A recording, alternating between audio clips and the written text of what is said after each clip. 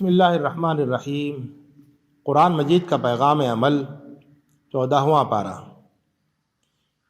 جو لوگ آج ناو نوش میں مگن اور زندگی کے مزے لوٹنے میں مست ہیں اور جنہیں جھوٹی امیدوں نے بھلاوے میں ڈال رکھا ہے، کل پچھتائیں گے اور کہیں گے کاش ہم رب کے فرما بردار ہوتے۔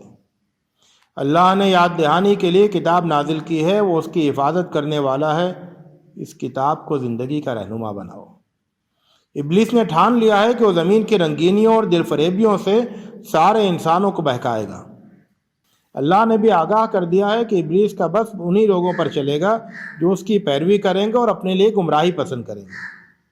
تمہیں ہوشیار ہو جانا چاہیے اور اللہ کی ناراضگی سے بچنے کا سامان کرنا چاہیے۔ قوم لوط سے عبرت حاصل کرو۔ قوم لوط سے عبرت حاصل کرو۔ جب اللہ کا خوف دل سے نکل جاتا ہے تو آدمی گندی خواہشات کے نشے میں کس طرح اندھا ہو جاتا ہے اور کتنی پستی میں گر جاتا ہے۔ قرآن مجید اللہ کی عظیم نعمت ہے، اس سے دل لگاؤ اور اسے غور سے پڑھو۔ لوگ دنیا کے جن فتنوں میں ڈوبے ہوئے ہیں ان کی طرف آنکھ اٹھا کر نہ دیکھو۔ ایمان لانے والوں کے لیے شفقت و محبت کا پیکر بن جاؤ، حق کا اعلان کیے جاؤ اور شرک کرنے والوں کی پرواہ نہ کرو۔ دشمنوں کی باتیں تمہیں ضرور تکلیف پہنچائیں گی، تم اللہ کے حمد و تسبیح میں مشغول رہو، اسی کے حضور سجدہ کرو اور آخر دم تک اسی کی عبادت کرتے رہو۔ اللہ کی نعمتوں کو گننا چاہو تو تم گن نہیں سکتے۔ اپنے چاروں طرف دیکھو، اللہ نے تمہارے لیے کتنے زبردست انتظامات کیے ہیں۔ نعمتوں کے کیسے کیسے دسترخوان بچھا رکھے ہیں۔ غور کرو، عقل سے کام لو۔ نعمتوں کو دیکھ کر اپنے اندر شکر کا جذبہ جگاؤ۔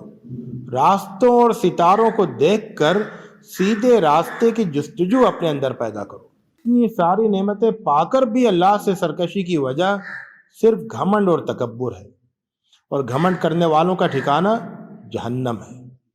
گھمنڈ سے توبہ کرو، اللہ کی ناراضگی سے بچنے کی فکر کرو، اللہ کی کتاب کی قدر کرو، زندگی کو اچھے سے اچھے کاموں سے آراستہ کرو۔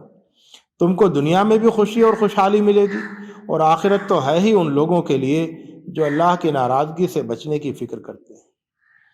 اللہ کی بندگی کرو اور طاغوت سے دور رہو، یہ ہر رسول کا پیغام رہا ہے۔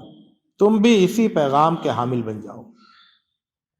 جن لوگوں پر ظلم کیا گیا، جنہیں اللہ کی خاطر گھر بار چھوڑنا پڑا، اور جو ہر مصیبت میں صبر کا دامن تھامے رہے اور اپنے رب پر بھروسہ کیے رہے، اللہ انہیں دنیا میں بھی انعام دے گا اور آخرت کا اجر تو بہت بڑا ہے۔ تمہارے پاس اللہ کی کتاب ہے، خود بھی یاد دہانی حاصل کرو اور لوگوں کو بھی سمجھاؤ اور انہیں غور و فکر پر آمادہ کرو۔ جو لوگ اللہ کے خلاف چالیں چل رہے ہیں وہ خبردار ہو جائیں کہ اللہ کبھی بھی ان کی پکڑ کر سکتا ہے۔ اللہ کے حضور تو کائنات کی ہر چیز سجدہ کرتی ہے، فرشتے بھی سجدے میں رہتے ہیں۔ کوئی بھی تکبر اور سرکشی نہیں کرتا، سب اللہ سے ڈرتے ہیں اور سب اللہ کے حکم کی تعمیل کرتے ہیں۔ تم بھی اللہ ہی سے ڈرو اور اللہ ہی کی ناراضگی سے بچنے کی فکر کرو۔ ہر حال میں صرف اسی کو پکارو، اس کے ساتھ شرک نہ کرو۔ عقل رکھنے والوں اور غور و فکر کرنے والوں کے لیے مویشیوں کے دودھ، کھجور اور انگور اور شہد میں اور ان کے آس پاس کی ہر چیز میں سبق ہے۔ غور کرو ان نعمتوں پر اور شکر ادا کرو اپنے مہربان رب کا۔ جب تم پیدا ہوتے ہو تو کچھ بھی نہیں جانتے۔ جب تم پیدا ہوتے ہو تو کچھ بھی نہیں جانتے ہو۔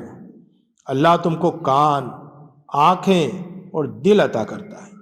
سوچو، خود تمہارے وجود کے اندر اللہ کی بے شمار نشانیاں ہیں۔ اللہ نعمتوں پر نعمتیں دیے جاتا ہے تاکہ تم فرما بردار بنو۔ جو لوگ اللہ کی فرما برداری سے منہ موڑیں اور اللہ کی نعمتوں کو پہچاننے کے بعد بھی ان کا انکار کریں، ان کی پرواہ مت کرو۔ اللہ کا پیغام پہنچاتے رہو، بس یہی تمہاری ذمہ داری ہے۔ جو لوگ اللہ کا انکار کرتے ہیں، اللہ کے راستے سے روکتے ہیں اور زمین میں فساد پھیلاتے ہیں، انہیں اللہ کتنا عذاب دے گا اس کا تم اندازہ نہیں کر سکتے۔ انصاف کے علمبردار بنو، حسن سلوک کا شیوا اپناؤ، رشتہ داروں کی مدد کرو، بے حیائی، بدی اور ظلم سے دور رہو، اللہ کی نصیحتوں کو یاد رکھو، اللہ سے جو عہد باندھا ہے اسے پورا کرو۔ اللہ کو ذمہ دار بنا کر مضبوطی سے قسمیں کھا لینے کے بعد اپنی قسمیں مت توڑو۔ قسموں کو ایک دوسرے کو دھوکہ دینے کا ذریعہ نہ بناؤ۔